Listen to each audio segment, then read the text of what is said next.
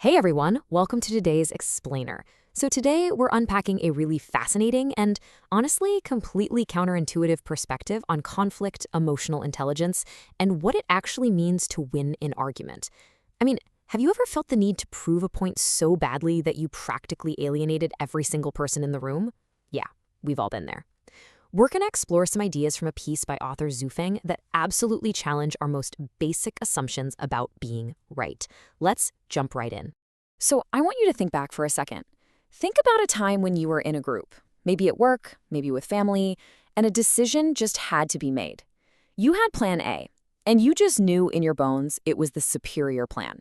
But of course, someone else stubbornly insisted on plan B. You dug your heels in, they dug theirs, and what happened next?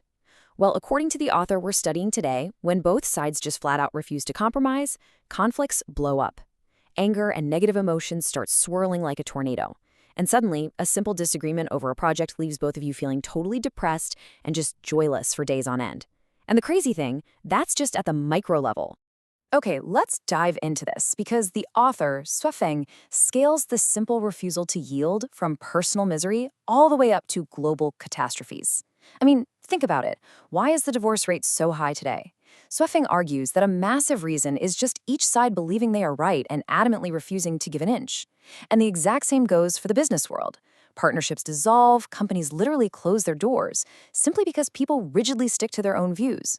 It even scales up to the international stage. Divergent viewpoints without any compromise escalate into serious disagreements and, even cold wars between nations. Basically, wherever people gather, if everyone clings to their own views, clashes are just inevitably going to happen. Section 1, Rethinking Emotional Intelligence. Let's look at this major paradigm shift.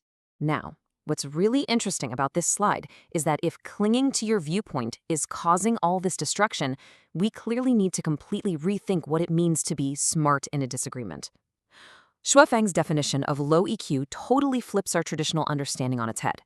He concludes that those who fervently cling to their viewpoints, the ones sparking conflict and discord, are actually demonstrating a real lack of understanding and reason. By stubbornly defending your so-called correctness, you're actually the one preventing harmony. High EQ, on the other hand, it's characterized by yielding. The individuals who make others feel happy, joyous, and free while working together, those are the ones with true high emotional intelligence. They're the ones who really comprehend life's principles.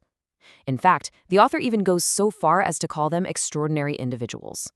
Section 2, The Rules of Yielding. Let's talk about some practical application. Of course, a philosophy is only as good as its practical application, right? So how do we actually do this? How can we ensure that others are happy and free when we work with them instead of getting bogged down in endless debate?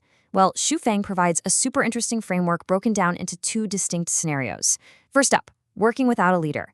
If you're collaborating with peers and someone proposes a plan, instead of analyzing it to death or starting a debate, Zufeng suggests you simply respond with, "All right, we'll do it your way." Crazy, right? But why?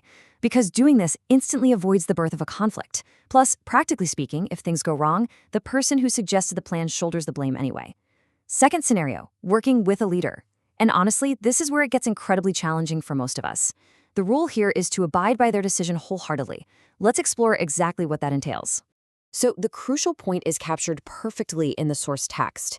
Even if you are right 1,000 times and the person in charge is wrong 1,000 times, you must abide by their decision. Now, that means no doubts, no lingering entanglements, no silent protests, and absolutely no passive resistance. Zero. It requires wholehearted cooperation. The text argues that this radical level of submission to the final say is actually the secret sauce that leads to mutual happiness and totally frictionless teamwork. Section 3, the ultimate EQ test. Get ready for some pretty extreme examples. Now, you might be sitting there thinking, okay, sure, I can yield on a marketing plan or, a dinner reservation, but what if the other person is saying something totally ridiculous?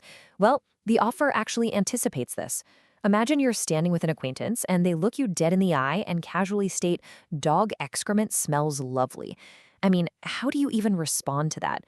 Let's pause and really think about it for a second. If you immediately counter with, "No, it stinks," well, according to the framework we've just learned, you are being rigid, you're lacking emotional intelligence, you've literally just created a contradiction where there absolutely didn't need to be one. Instead, the author suggests a high EQ response. You playfully follow up with, yes, indeed, much better than night-blooming jasmine. Do you see what happened there? You completely diffuse the tension of an utterly ridiculous statement through joyful agreement. You didn't actually compromise your own internal reality, but you actively refused to let your ego drag you into a totally pointless debate over right and wrong with someone making an absurd claim. It's kind of brilliant. Let's try a few more. How would you mentally practice yielding if someone said these things to you? Putting on shoes before socks looks better. Or how about, the grassland is excellent, but the forest is not? What if they said, slimmer women are more sensual? Or being a son is much better than being a grandfather? These are all direct, real examples from Xu text. The challenge here is to just notice your immediate knee-jerk reflex to correct the person, to prove them logically wrong.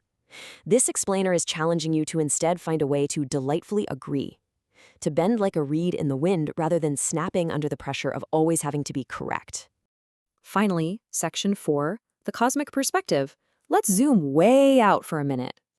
And this brilliantly illustrates something so crucial.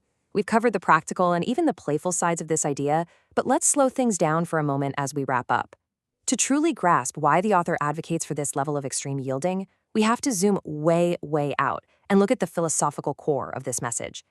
Xu argues that insisting on others following your ideas is disrespect. Now, we usually think of respect as something earned through debate and intellectual rigor, right? But the source text argues that true respect means letting go of our ego entirely. It means recognizing that stubbornly clinging to your own opinion is actually a profound lack of respect for the autonomy and the peace of the people around you. The author suggests that by letting go, you strive to become someone who brings joy to others, someone who understands life's principles, what Xu beautifully refers to as a seed of paradise. I really want you to just sit with this final question. When you cease to exist, the earth will continue turning and others will go on living. Would you still cling to your viewpoints? It's a pretty profound thought, isn't it? I mean, if none of our arguments, our preferred plan A's, or a desperate need to be right will actually matter in the grand scheme of the cosmos, why let them destroy our joy in our relationships today? So the next time you find yourself digging your heels in for a fight over who has the correct viewpoint, remember the concepts from this explainer. Ask yourself, is being right really worth the contradiction it creates? Or can you be the extraordinary individual who chooses to yield, bringing joy and freedom to the room? Something to think about for sure. Thanks so much for joining me to explore this text, and I'll see you on the next explainer.